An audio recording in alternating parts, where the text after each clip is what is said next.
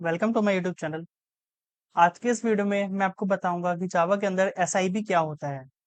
तो last video में मैंने आपको बताया था इंस्टेंस इनिशियलाइजेशन ब्लॉक, जिसे आप आईआईबी कहते हो, और वो क्यों यूज होता था, आपके इंस्टेंस वेरिएबल को इनिशियलाइज करने के लिए यूज होता था। सेम एसआईबी भी आपका स्टैंड होता है। एसआईबी की जो फुल फॉर्म होती है वो होती है आपकी स्टैटिक इनिशियलाइजेशन ब्लॉक, और एसआईबी आपके स्टैटिक वेरिएबल को इनिशियलाइज करने के लिए यूज होता है। तो इसका भी यूज केस जो है वो आईआईबी की तरह ही है।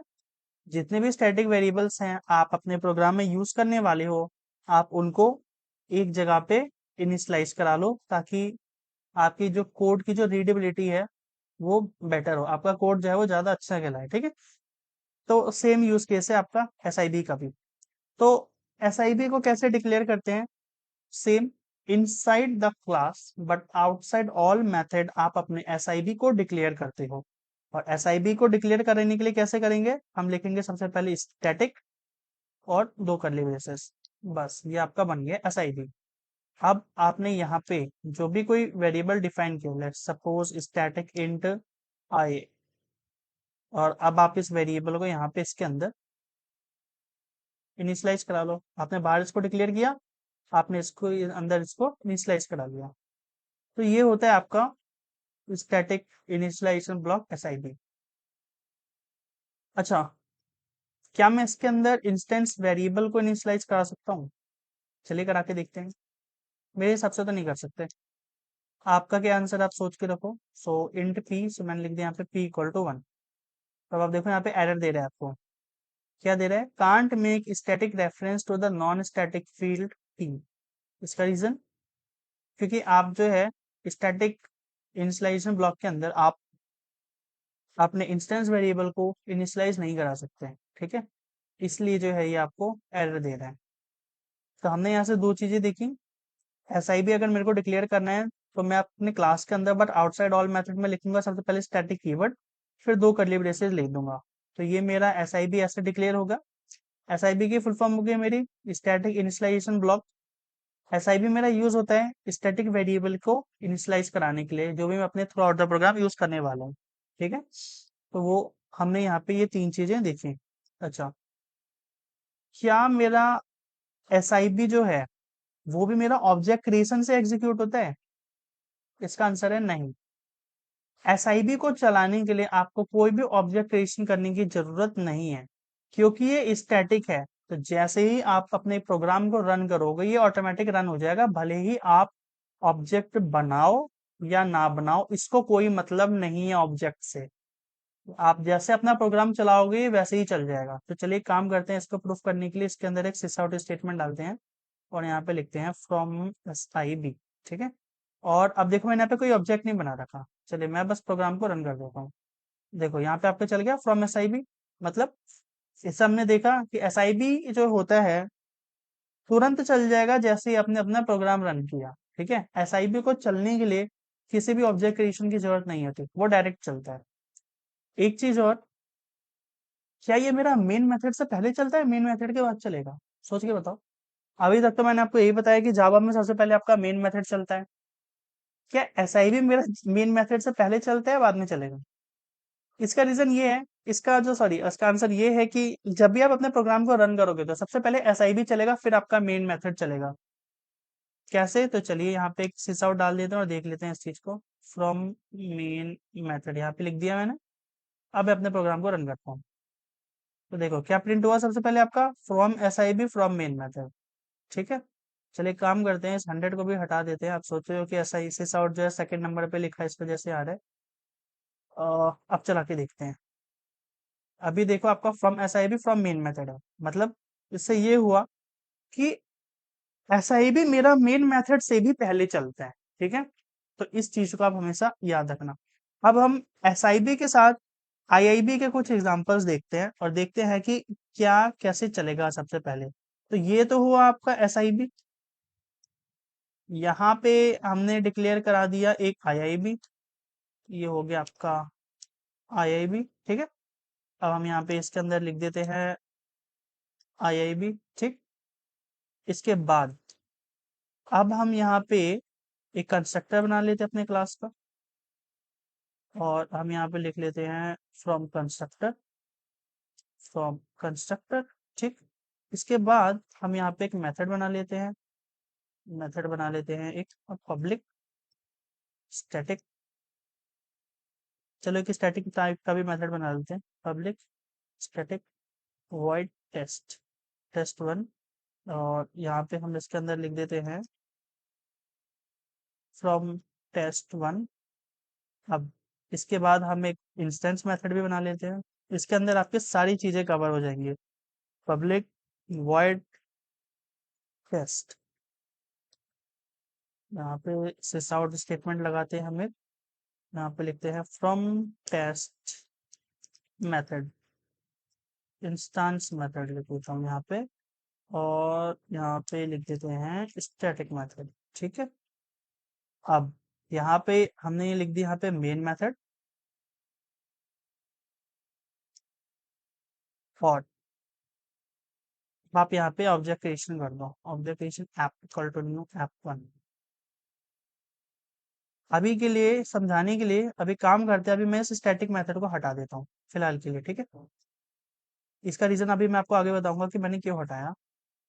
अब यहाँ पे आपका एक SIB है, एक IIB है, एक आपने कंस्ट्रक्टर डाला और एक आपने इंस्टेंस मेथड डाला। ठीक, और एक हो गया आपका मेन मेथड, जिसके अंदर मैंने लिख दिया फ्रॉम मेन मेथड, और यहाँ पे मैंने फिर एक अपना क्लास का ऑब्जेक्ट बना दिया। अब आप इस प्रोग्राम को देखो ध्यान से और प्रेसिडेंस ऑर्डर बताओ कि किस मतलब कौन सा मेरा सिस आउट स्टेटमेंट सबसे पहले चलेगा। तो ये आपको बहुत ज्यादा फ्रीक्वेंट इंटरव्यू में क्वेश्चन पूछा जाता है एज अ फ्रेशर। तो आप देखो इस प्रोग्राम को और सबसे पहले बताओ कि सबसे पहले आपका कौन सा सीटा सिस आउट स्टेटमेंट जो है वो प्रिंट होगा। तो चलिए हम देखते हैं। मेरे हिसाब से सबसे पहले यहाँ पे आपका प्रिंट होगा फ्रॉम SIB, क्योंकि मेरा जब भी मैं प्रोग्राम चलाता हूँ तो सबसे पहले मेरा SIB चलता है, फिर मुझे पता है कि SIB के बाद मेरा मेन मेथड चलता है, तो मेरा उसके बाद प्रिंट होगा फ्रॉम मेन मेथड। फिर यहाँ पे क्योंकि मैं ऑब्जेक्ट क्रिएशन कर रहा हूँ, ठीक है, तो ऑब्जेक्ट क्रिएशन जैसे ही होगा तो सबसे पहले मेरा उसके बाद IIB चलेगा, फिर IIB के बाद आपका कंस्ट्रक्टर चलेगा।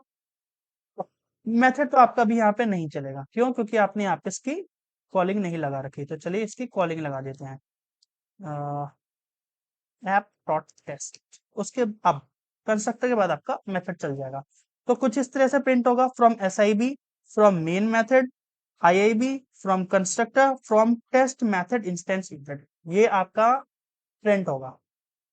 चलिए देखते हैं कि ये सही है या नहीं है, तो हम अपने प्रोग्राम को रन करते हैं और यहाँ पे हमारे आउटपुट देखते हैं आप। तो सबसे पहले आपका SIB चलेगा, तो जावा प्रोग्राम में जैसे आपने अपने प्रोग्राम को रन किया उसके बाद आपका मेन मेथड चलेगा। फिर जब मेन मेथड आपका चल गया तो मेन मेथड के अंदर आपने ऑब्जेक्ट बना रखे हैं, तो जब आपने ऑब्जेक्ट बनाया तो सबसे पहले आपका IIB चलेगा, फिर IIB चलने के बाद आपका कंस्ट्रक्टर चलेगा।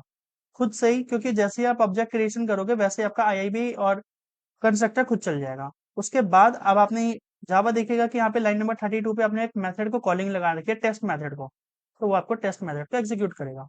तो from SIB, from main method, IIB, from constructor, from test method. तो हमेशा इस रूल को याद रखना। अब आपका ये फाइनल रूल है, हमेशा अगर आपका SIB है तो सबसे पहले SIB चलेगा, फिर आपका मेन मेथड चलेगा, उसके बाद अगर आपने IIB अपने प्रोग्राम के अंदर यूज किया है तो आपका IIB चलेगा, फिर IIB के बाद आपका कंस्ट्रक्टर चलेगा, कंस्ट्रक्टर के बाद अगर आपने कोई इंस्टेंस मेथड बना रखा है तो आपका वो इंस्टेंस मेथड चलेगा। ठीक है, मतलब पहले SIB चलेगा, फिर मेन मेथड चलेगा, फिर IIB चलेगा, फिर कंस्ट्रक्टर चलेगा और फिर टेस्ट, फिर आपका इंस्टेंस मेथड चलेगा। ठीक है, तो इस रूल को हमेशा याद रखना। अब मैंने यहां से हटा दिया था स्टैटिक मेथड, इसका रीजन मैंने इसलिए हटाया था कि स्टैटिक मेथड जो होता है ना, वो डायरेक्ट आपका क्लास नेम से चलता है, उसको किसी ऑब्जेक्ट क्रिएशन की जरूरत नहीं है। तो स्टैटिक मेथड आपका मेन मेथड के अंदर आप जहां भी कॉल लगाओगे वो वहीं सबसे पहले चल जाएगा। कहने का मतलब, अगर मैंने स्टैटिक मेथड है अभी तक हमने देखा कि पहले SIB चलेगा, फिर मेन मेथड चलेगा, फिर IIB चलेगा, फिर कंस्ट्रक्टर चलेगा, फिर आपका इंस्टेंस मेथड चलेगा, ठीक है। ये तीनों तो IIB, कंस्ट्रक्टर, यहाँ पे लिख देता हूं मैं, IIB, कंस्ट्रक्टर और इंस्टेंस मेथड, इंस्टेंस मेथड, ये तीन चीज तो आपके ऑब्जेक्ट क्रिएशन पे डिपेंड करती है। तो ये तो जब आप ऑब्जेक्ट क्रिएट करोगे जब ही चलेगा, मगर स्टैटिक मेथड को जो कॉल होगा उसको किसी ऑब्जेक्ट क्रिएशन की जरूरत नहीं है, आप उसके डायरेक्ट कॉलिंग लगा लोगे स्टैटिक के उसकी आप डायरेक्ट कॉलिंग लगा लो मेन मेथड के अंदर। तो आप लिख दो यहाँ पे app1.test1, ठीक है। अब क्या चलेगा आपका, अब आपका सबसे पहले अब भी SIB चलेगा, फिर मेन मेथड चलेगा, बट जब मेन मेथड चल जाएगा फिर आपका स्टैटिक मेथड चलेगा, फिर आपका IIB चलेगा, फिर कंस्ट्रक्टर चलेगा और उसके बाद आपका इंस्टेंस मेथड चलेगा। देखो पहले आपका SIB चला, फिर मेन मेथड चला, फिर आपका स्टैटिक मेथड चला, फिर IIB चला, फिर कंस्ट्रक्टर चला, फिर आपका टेस्ट मेथड चला।